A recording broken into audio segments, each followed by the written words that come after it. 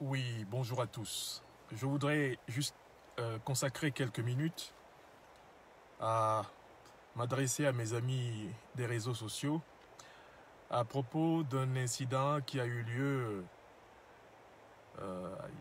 avant-hier donnant à hier, et bien sur mon compte Facebook. Je voudrais vous en toucher un mot de cet incident qui a eu lieu sur mon compte Facebook afin que les uns et les autres en tirent une leçon d'expérience, une leçon de choses. Vous savez, ces dernières semaines, j'ai consacré quelques-unes de mes conférences les plus approfondies à la crise centrafricaine. Et ce que j'ai démontré à propos de la crise centrafricaine, c'est ce qui est en train de s'avérer par le déroulement des événements aujourd'hui. Il y a pratiquement un mois, j'avais dit que la crise centrafricaine était le terrain d'affrontement entre la puissance russe et la puissance française, entre les ambitions russes en Afrique et la traditionnelle France-Afrique, le système mafieux mis en place par la 5e République française de De Gaulle et les élites corrompues qu'elle a mises à la tête des républiques fantoches d'Afrique francophone qui n'ont jamais accédé à la véritable indépendance. Et j'avais dit que toute défaite de la France-Afrique, donc de ce système mafieux en République centrafricaine, aura un impact énorme sur tous les pays d'Afrique francophone étranglés aujourd'hui par le même système. J'avais aussi indiqué qu'il y aurait forcément dans les prochaines semaines une grande bataille de Bangui parce que la France-Afrique organisait la défaite, la déconstruction du pouvoir du président Faustin-Archange Touadéra, parce que le président Faustin-Archange Touadéra est le premier chef d'État centrafricain à obtenir le contrepoids d'une grande puissance en capacité de contrer la France pour accélérer le développement du Centrafrique. Et j'avais expliqué que cela ne lui serait jamais pardonné et que la puissance de la France-Afrique, c'est-à-dire l'organisation mafieuse à la tête de la République française et à la tête des pseudo-républiques d'Afrique francophone qui n'ont jamais été vraiment indépendantes, cette organisation mafieuse allait mettre en place un système pour aider les rebelles centrafricains à prendre Bangui. Mais que connaissant l'art de la contre-offensive russe, la prise de Bangui, l'échec de la prise de Bangui serait le début de la libération du Centrafrique. J'avais fait cette démonstration. Et lorsque le 13 janvier, les deux forces de la rébellion centrafricaine, qui ne sont rien d'autre que des forces coordonnées par Paris, parce qu'en réalité, la rébellion centrafricaine du Nord, Séléka, elle est contrôlée par Idriss Déby, qui est l'homme de Paris, et la rébellion centrafricaine du Sud-Ouest, qu'on appelle Anti-Balaka, elle est contrôlée par le général Bozizé, qui est l'homme de Paris. C'est-à-dire en réalité que les deux ailes de la rébellion centrafricaine sont en réalité sous le contrôle français. J'avais démontré que lorsqu'ils vont attaquer sur deux fronts principaux, notamment un front nord et un front sud-ouest, la capitale centrafricaine, il faudrait s'attendre à ce que la contre-offensive russe commence. Eh bien, à cette occasion, les événements m'ont complètement donné raison. Ils ont attaqué le 13, la contre-offensive des forces armées centrafricaines, les FACA, soutenue par l'armée russe, a été, on le voit très bien, un coup d'arrêt aux opérations de prise en tenaille de la capitale centrafricaine.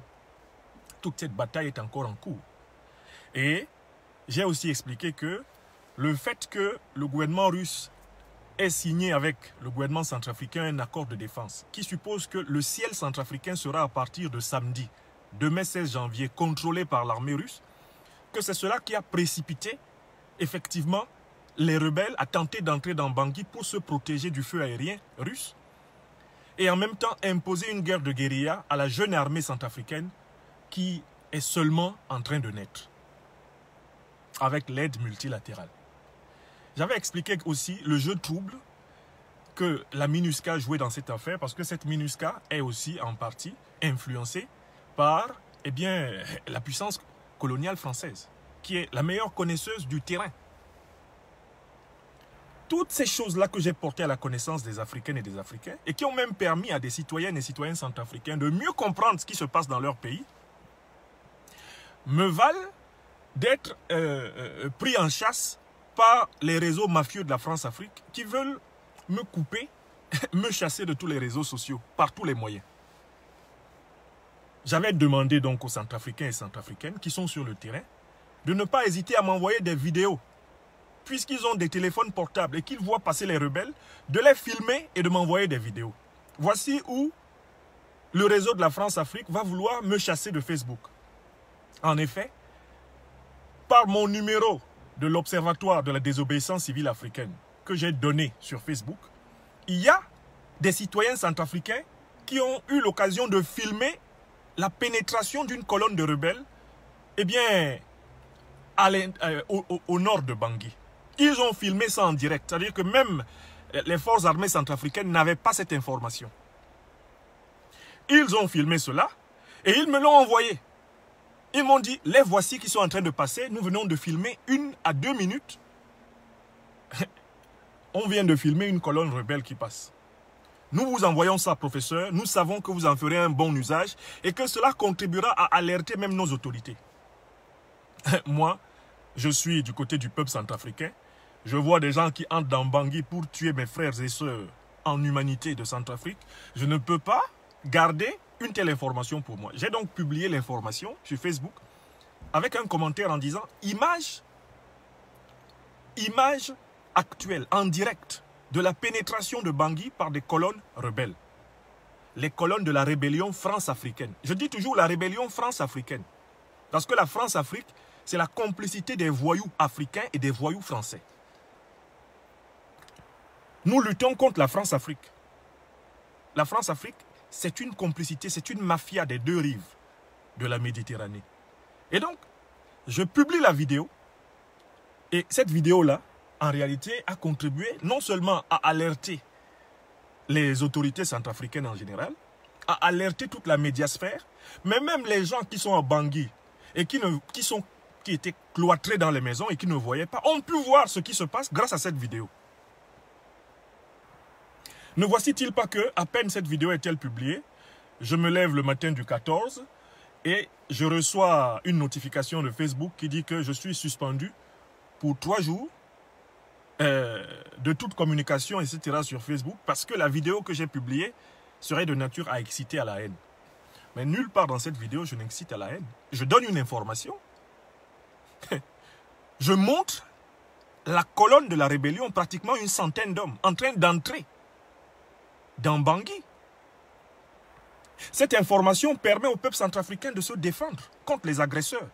Et jusqu'ici, le gouvernement centrafricain est reconnu comme légal et légitime par le droit international. Donc, informer un gouvernement légal et légitime d'une attaque dont il est victime ne peut pas être considéré comme une faute, puisque c'est un gouvernement légal et légitime qui défend son peuple et que je contribue à informer en tant que patriote africain, en tant qu'ami des libertés intellectuelles engagées. Je ne peux pas garder une information comme ça.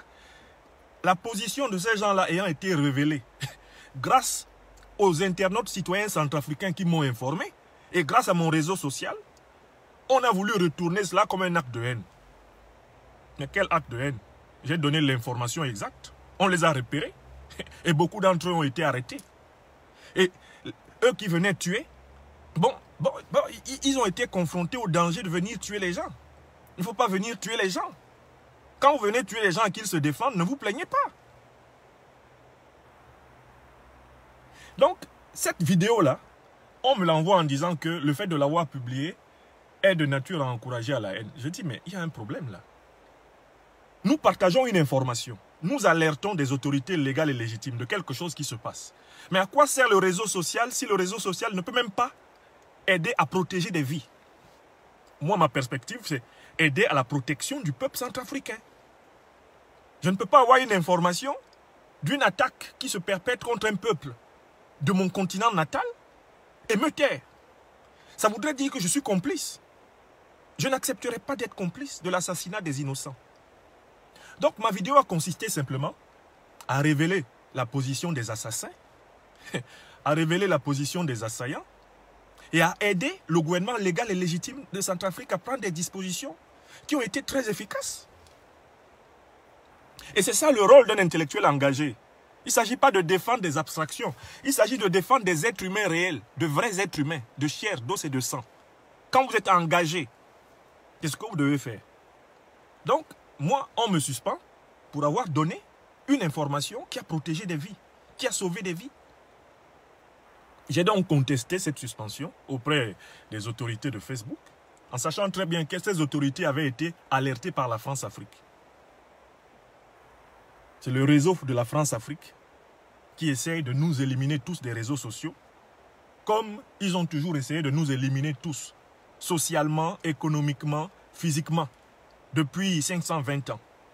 Maintenant, nous leur échappons complètement. Ils pensaient qu'on aurait besoin de RFI pour communiquer, de France 24 pour communiquer, de TV. Moi, j'en ai rien à foutre. Je n'ai aucune envie de passer sur les médias officiels français. J'en ai rien à foutre. J'ai mon réseau de communication sur mes pages de réseaux sociaux. Ça me suffit. Moi que vous voyez là, je n'ai pas besoin de passer dans la télé de quelqu'un. J'ai ma propre télé sur mon propre réseau. Et je fais mon travail. Donc, j'ai simplement argumenté auprès de l'administration Facebook, mais quand même, regardez l'information que j'ai donnée, regardez la pertinence de l'information que j'ai donnée, et regardez l'effet positif qu'elle a eu, à savoir aider à la défense d'un peuple attaqué, agressé, blessé, tué, appauvri. Donc, on m'avait annoncé une suspension de 3 jours, et la suspension a été suspendue. Donc, je vous invite, quand vous avez fait un acte citoyen, quand vous avez vraiment communiqué de manière professionnelle, de manière courageuse, de manière citoyenne, je vous invite toujours, si vous êtes l'objet de sanctions, à contester, à argumenter et à faire savoir que vous êtes l'objet de censure injuste. Moi, vous pouvez me censurer comme vous voulez, mais moi, je me plaindrai toujours et j'utiliserai toujours toutes les voies de recours pour me défendre. Parce que moi, je ne laisse jamais. Dans mon pays natal, le Cameroun, l'un de mes petits noms, c'est Chef Signé. Si tu m'as cherché des histoires, n'oublie jamais que tant que tu n'es pas vaincu, moi, je ne laisse pas. Si toi, tu oublies, moi, je n'oublie pas. Parce que je sais que je me bats pour la liberté, la justice, la vérité d'une civilisation entière. Je ne suis pas dans un combat momentané. C'est un combat de civilisation. C'est un combat profond. Donc, il ne faut pas m'attaquer. Si tu ne veux pas te battre. Parce que moi, je suis patient. Je peux lutter toute ma vie. J'ai 49 ans. Vous êtes des dictateurs. Tant qu'il y aurait des dictatures en Afrique, vous aurez Franklin Nyamsi au Cameroun. S'il est vivant, vous l'aurez dans votre os. Je vais vous perturber. Je vais vous déconstruire. Je vais vous combattre. Je vais aider les peuples à combattre toutes les dictatures. Tous ceux qui assassinent les Africains, moi, je suis un intellectuel au service du combat contre eux. Je suis là pour théoriser ce combat. Et j'utilise tous les moyens du droit, tous les moyens de la technologie pour défendre la cause juste en laquelle je crois. Je n'ai pas toujours raison. Il m'est arrivé de me tromper et même de revenir ici sur les réseaux sociaux dire « je me suis trompé ». Mais, attention, quand moi j'ai raison, quand je suis convaincu d'avoir raison, ça ne sert à rien de penser que vous allez me décourager en me réprimant. Tout acte de répression contre Sisikou est en réalité une énergie nouvelle que vous lui donnez pour résister et continuer. Donc d'abord, je salue les autorités de Facebook qui ont suspendu leur suspension à la suite de ma contre-argumentation. Deuxièmement, je vous informe qu'il faut vous défendre quand on vous attaque. Troisièmement, je dis que tout ce qui concerne la cause des peuples africains me trouvera toujours apportant ma contribution à l'émancipation, à la liberté, à la vie, à la justice, à la bienveillance, à l'égalité, à la fraternité. Et c'est comme ça que moi je vis au quotidien. Je ne changerai pas. Même si j'étais exclu de tous les réseaux sociaux, je serais le même type que vous connaissez. Et je continuerai mon combat sous les modalités disponibles. Parce que ma vie, c'est ça. Je ne vivrai pas esclave. Never. Vous avez compris? Voilà ce que je voulais dire à tous les mafieux du réseau France-Africain qui essayent de me signaler, de me faire virer. D'abord, ça va être difficile de me faire virer. Vous venez de le voir. Vous m'aviez enlevé 72 heures, c'est devenu 0 heure. C'était hier que vous avez obtenu ça. Aujourd'hui, je suis rétabli. Deuxièmement, je développe d'autres réseaux sociaux. Et nous sommes en train d'encourager les Africains à créer des réseaux sociaux et les États démocratiques à créer des réseaux sociaux publics sur lesquels nous pouvons aller. Si quelqu'un n'est pas d'accord avec nous, il nous porte plainte au tribunal et on ira répondre. Sinon, moi, là, je ne laisse jamais. Quand j'ai raison, on continue. Si tu m'as tapé lundi, il faut que tu me tapes mardi. Tu m'as tapé mardi, il faut me taper mercredi. Et un jour, one day, je vais seulement te donner un gangomba, comme on dit chez moi, ou te mettre un corinto, et c'est toi qui seras à terre. Donc il ne faut pas me chercher si tu n'es pas patient. Parce que je suis très patient. Que tu sois un dictateur ou un quelconque individu, quand tu me cherches, tu m'as cherché. Tu mourras. Et je t'aurai. J'aime une publicité qui passe souvent dans les chaînes françaises. Là. Un bonhomme qui veut faire acheter un contrat d'assurance qui estime que vraiment son assureur l'escroque. Et son assureur réussit toujours à lui expliquer que non, l'offre était bonne. Et il dit à son assureur, je t'aurai un jour. Et oui, toi qui travailles à m'empêcher de parler, je t'aurai toujours un jour. Parce que tant qu'il y a la vie, l'espérance est là. Voilà. Bonne journée à tous. Je vous souhaite une excellente entrée en week-end. Je voulais vous dire, Sissi-Kou est en place. Sissi-Kou en place. Et vive le peuple centrafricain. Vive le gouvernement légitime et légal de Centrafrique. Le président Touadéra, le premier ministre Firmin Gribada, continuez le travail. C'est pour le peuple centrafricain, c'est pour l'Afrique. Just go ahead. Ne reculez plus. Si vous reculez, vous êtes mort. Ne reculez plus. Je vous ai dit ça. Naïdis. Allez, ciao. Merci.